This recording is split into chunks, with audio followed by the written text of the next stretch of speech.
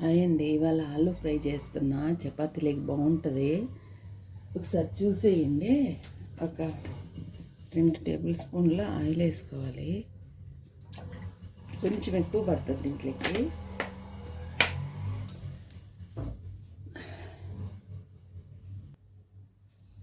పోపు దినుసులు వేసుకోవాలి. పోపు దినుసులు వేగాక ఉల్లిపాయ వేసుకోవాలి. ఉల్లిపాయలు వేసుకోవాలి. పెద్ద సైజు ఉల్లిపాయ ఒకటైనా పర్లేదు, రెండైనా పర్లేదండి. బాగా వేగాలి.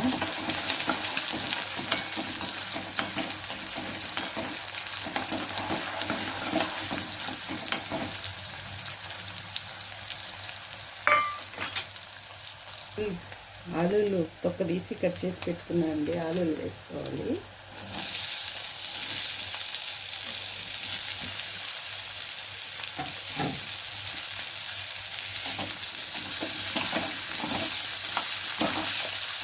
లంచ్ బాక్స్లోకి బాగుంటుందండి. పిల్లలకి చపాతీలోకి కానీ లంచ్ బాక్స్లోకి కానీ బాగుంటుంది.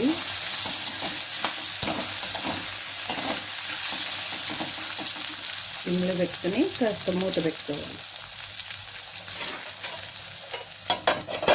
కాసేపు ఒక 2 నిమిషాలు మూత పెట్టుకోవాలి. మూత తీసి ఒకసారి కలుపుకోవాలి.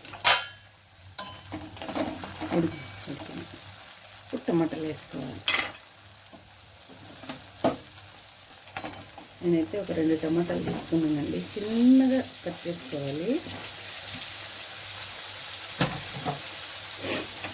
పసుపు ఉప్పు తర్వాతనండి, ఇప్పుడు కాదు, ఇప్పుడు వేసుకోవాలి. ఇంకా కొంచెం మగ్గిన తర్వాత వేసుకోవాలి.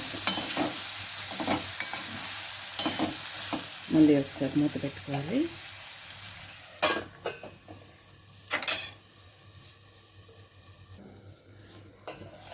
పసుపు వేసుకోవాలి.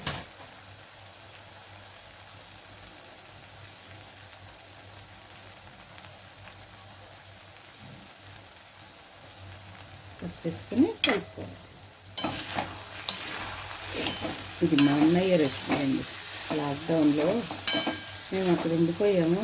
మా అన్నయ్య బ్యాచిలర్ రెసిపీ అంట చేశాడు. చపాతీలకు బాగుంది. ఈరోజు అన్నది మా అమ్మాయి చేసినట్టు చెయ్యమ్మా అన్నది మా అమ్మాయి. అందుకనేసి అలా చేస్తున్నాను. ఇంకా మూత పెట్టనక్కర్లేదండి. మూత పెట్టకుండా ఉడికించుకోవాలి.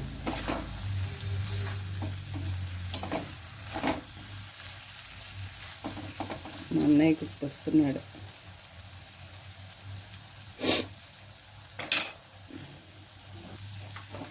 ఇప్పుడు ఉప్పు వేసుకోవాలి. 1 స్పూన్ అనుకోండి, నేనైతే చేత్తో వేసాను. 1 స్పూన్ ఉప్పు వేసి కలుపుకోవాలి.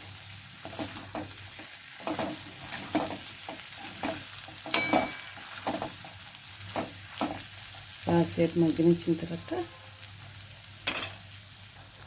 ఇప్పుడు ధనియాల పొడి,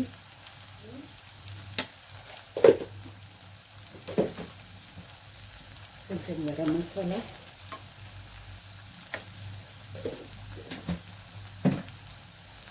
కొంచెం కారం మా పిల్లలు కొంచెం ఎక్కువ తింటారండి. అందుకనేసి కారం వేస్తున్నాను.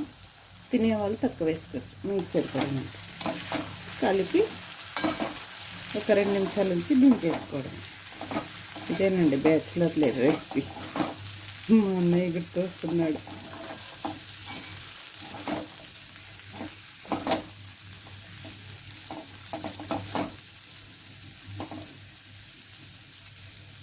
కాసేపు ఉంచిన తర్వాత దించేసుకోవడమే. ఇప్పుడు కొత్తిమీర వేసేసుకోవాలి.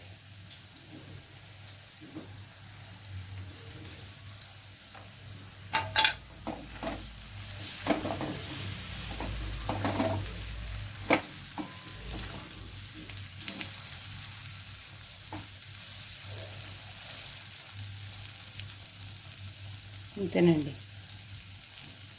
ఆలు ఫ్రై రెడీ.